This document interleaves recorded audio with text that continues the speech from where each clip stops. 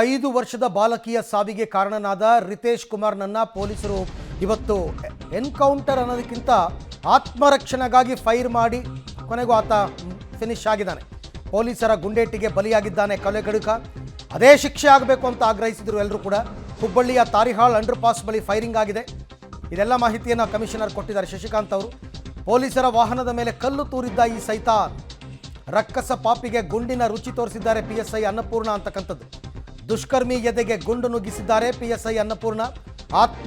ಆತ್ಮರಕ್ಷಣೆಗಾಗಿ again I am telling, ಹುಬ್ಬಳ್ಳಿಯಲ್ಲಿ ಬಾಲಕಿಯನ್ನು ಕೊಂದ ಕೀಚಕ ಫಿನಿಶ್.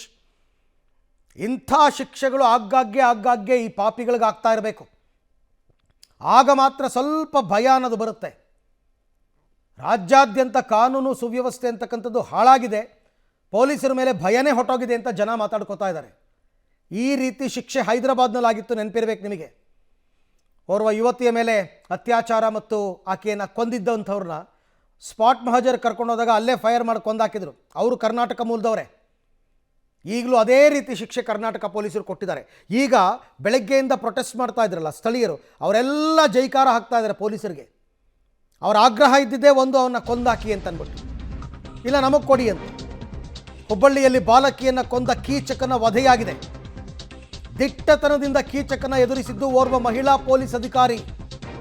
ಕಾರ್ಯಾಚರಣೆ ವೇಳೆ ತಿರುಗಿ ಬಿದ್ದವನಿಗೆ ಖಾಕಿಯಿಂದ ಗುಂಡು. PSI ಅನ್ನಪೂರ್ಣ ಬಂದೂಕಿನ ನಳಿಕೆಯಿಂದ, ಅಂದರೆ ಅವರ ರೈಫಲ್ನಿಂದ ಚಿಮ್ಮಿದೆ ಗುಂಡು. ಕೊನೆಗೆ ಹಾಸ್ಪಿಟಲ್ ಕರ್ಕೊಂಡು ಬಂದಿದ್ದಾರೆ. ಅಲ್ಲಿ ಆತ ಮೃತಪಟ್ಟಿದ್ದಾನೆ. ಕಳೆದ 30 ವರ್ಷಗಳಲ್ಲೇ ಆರೋಪಿಗೆ ಈ ಥರದ ಒಂದು ಶಿಕ್ಷೆ ಆಗಿರಲಿಲ್ಲ. ಅಂಥ ಶಿಕ್ಷೆಯನ್ನು ಪೊಲೀಸರು ಕೊಂಡಿದ್ದಾರೆ. ಪ್ರತಿಯೊಬ್ಬರು ಇದೇ ಮಾತಾಡ್ತಾ ಇದ್ರು.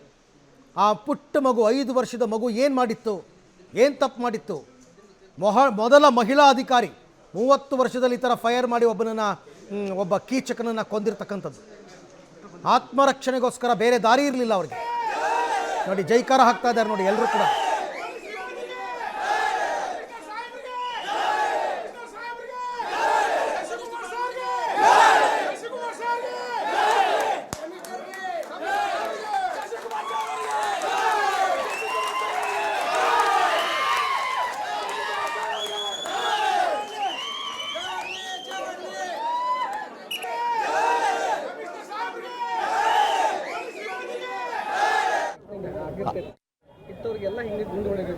ಇಲ್ಲ, ಆ್ಯಕ್ಚುಲಿ ಇದೊಂದು ಹುಬ್ಬಳ್ಳಿ ಧಾರವಾಡದಾಗ ಅಷ್ಟೇ ಅಲ್ರಿ, ಎಲ್ಲೆಲ್ಲಿ ಇಂಥವಾಗ್ಯಾವಲ್ಲ ಅಲ್ಲಿ ಇರ್ತಕ್ಕಂಥ ಪೊಲೀಸ್ ಇಲಾಖೆಗಳು ಇಂಥ ಒಂದು ನಿರ್ಧಾರ ತೊಗೊಂಡು ಅಂಥ ಆರೋಪಿಗಳನ್ನು ಗುಂಡಿಟ್ಟು ಕೊಲೆ ಮಾಡಿದರೆ ಆದಷ್ಟು ನಮ್ಮ ಎಲ್ಲ ಹೆಣ್ಮಕ್ಳಿಗೆ ಒಂದು ನ್ಯಾಯ ಸಿಗ್ತೈತೆ ಅಂತ ಹೇಳಕ್ಕೆ ಇಷ್ಟಪಡ್ತಾ ಇದ್ದೀನಿ. ಸುಧೀರ್ ಮುಧೋಳ, ಜಯ ಕನ್ನಡ ಸಂಘಟನೆ, ಧಾರವಾಡ ಜಿಲ್ಲಾಧ್ಯಕ್ಷ.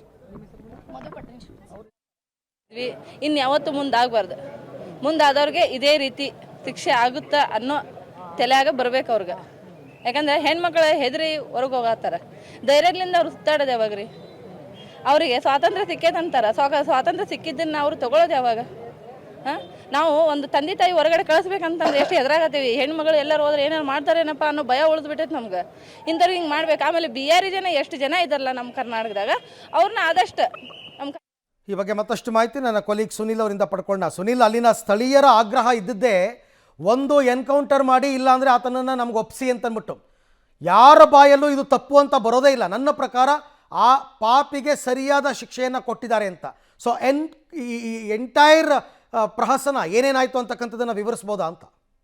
ಅರವಿಂದ್, ಹುಬ್ಬಳ್ಳಿ ಧಾರವಾಡದಲ್ಲಿ ನೇಹಾ ಹಿರೇಮಠ್ ಕೊಲೆಯಿಂದ ಹಿಡಿದು ಬಾಲಕಿಯ ಈ ಹತ್ಯೆಯವರೆಗೂ ಕೂಡ ಜನರ ಆಕ್ರೋಶ ಮಡಿಗಟ್ಟಿತ್ತು.